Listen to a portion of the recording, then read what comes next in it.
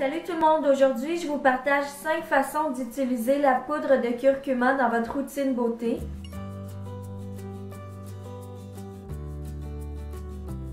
On peut l'utiliser pour faire un masque pour le visage. Je mélange un peu de miel et une pincée de curcuma. Je vais l'appliquer à l'aide d'un pinceau sur mon visage nettoyé. Les quantités exactes vont être dans la description, mais rappelez-vous qu'il ne faut pas utiliser trop de curcuma pour ne pas tacher votre peau. C'est excellent si vous avez un teint terne, si vous voulez une peau plus lumineuse, et c'est aussi éclaircissant. Donc si vous avez un teint inégal, des taches brunes, des cicatrices d'acné, ça peut aider à les éclaircir avec le temps. C'est excellent contre l'acné, contre l'excès de sébum, et c'est aussi un masque qui est anti-rides.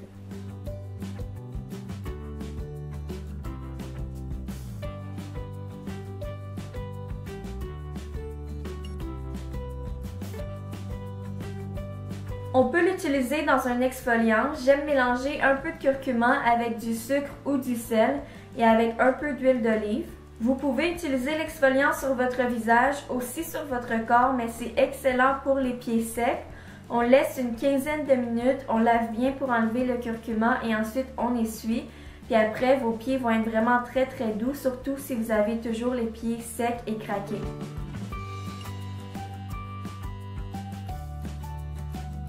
Si vous avez des poches ou des cernes foncées sous les yeux, le curcuma peut aider à les éclaircir à la longue. Donc on peut mélanger une pincée de curcuma avec un peu d'eau.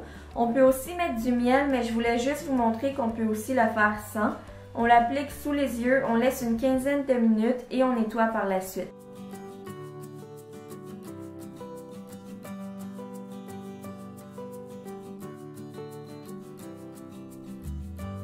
Dans plusieurs pays, le curcuma c'est aussi utilisé pour blanchir les dents.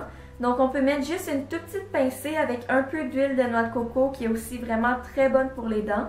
Je sais que ça paraît bizarre parce que c'est une poudre qui est vraiment très jaune, mais si vous brossez vos dents avec la mixture pendant 3 minutes, que vous laissez poser 2 minutes de plus tous les jours pendant une semaine, vous allez voir le résultat parce que le curcuma, c'est une poudre qui est blanchissante. En plus, maintenant, je préfère utiliser ça au bicarbonate de soude parce qu'avec le curcuma et l'huile de coco, il n'y a pas vraiment de goût. Et finalement, on peut l'utiliser pour les vergetures en mélangeant un peu de curcuma, de l'huile et un peu de jus de citron. On l'applique et on laisse poser une trentaine de minutes.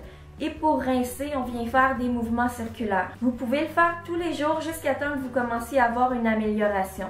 C'est tout pour mes astuces beauté avec le curcuma. J'espère que vous avez apprécié.